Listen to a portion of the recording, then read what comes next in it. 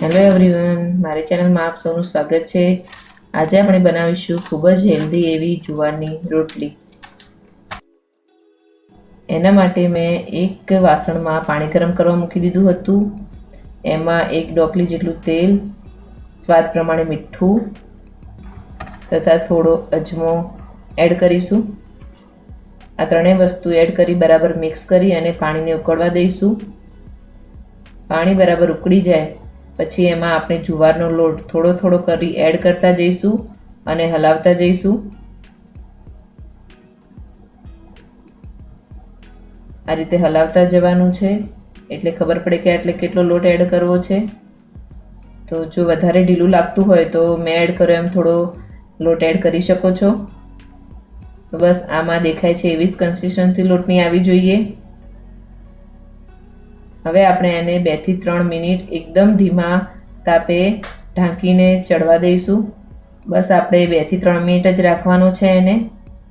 ત્યારબાદ આપણે એક તાસમાં એક લોટને નીકાળી લઈશું। લોટ ખૂબ જ ગરમ હોવાથી આપણે એને હાથથી નહીં મસળીએ, આપણે કણચીની મદદથી જ એને બરાબર મિક્સ કરીશું। આ રોટલી ખૂબ જ હેલ્ધી હોય છે, તેમાં ખૂબ જ સારા પ્રમાણમાં ફાઇબર હોય છે તથા વેઇટ લોસ કરવામાં પણ જુવારની રોટલી ખૂબ મદદ કરે છે।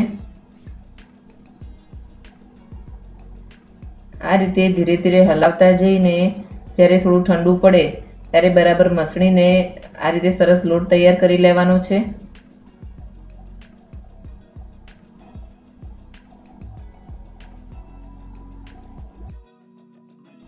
હવે એના આવી રીતે નાના નાના ગુલ્લા કરીને જુવારના લોટમાં રગદોળી આ રીતે એકદમ હળવા હાથે આપણે રોટલી વણી લઈશું। તો તમે જોઈ શકો છો કે મારી રોટલી ઓરસિયા પર કેવી સરસ ગોળ ફરે છે। લોટ બિલકુલ ચીકણો થયો નથી, બસ આવો જ લોટ થવો જોઈએ। હવે મેં તવી ગરમ કરવા મૂકી દીધી હતી। હવે રોટલી એક બાજુ બરાબર શેકાઈ જાય પછી આપણે એને ફ્લિપ કરી લઈશું અને હળવા હાથે કોટનના કપડાથી ધીરે ધીરે દબાવતા જઈને શેકી લઈશું। તો હળવા હાથે એને દબાવતા રોટલી સરસ ફૂલી જાય છે। તમે જોઈ શકો છો અહીંયા કે કેવી સરસ રોટલી ફૂલીને તૈયાર થઈ છે। બસ આ જ રીતે બીજી રોટલી પણ તૈયાર કરી લઈશું। જો તમારે તવીમાં ડાયરેક્ટ ના શેકવી હોય અને ઘઉંની રોટલીની જેમ એને ડાયરેક્ટ ગેસ પર ફૂલાવીને કરવી હોય તો પણ થાય છે। તો આ રીતે ગેસ પર ફૂલાવીને પણ સરસ રોટલી ફૂલી જાય છે। તો બસ રોટલી તૈયાર છે। આ જુવારની રોટલીને ગરમ ગરમ ઘી લગાવીને ખાવામાં ખૂબ જ સરસ લાગે છે। તો તમે જોઈ શકો છો કે કેટલી સરસ સોફ્ટ રોટલી તૈયાર થઈ છે।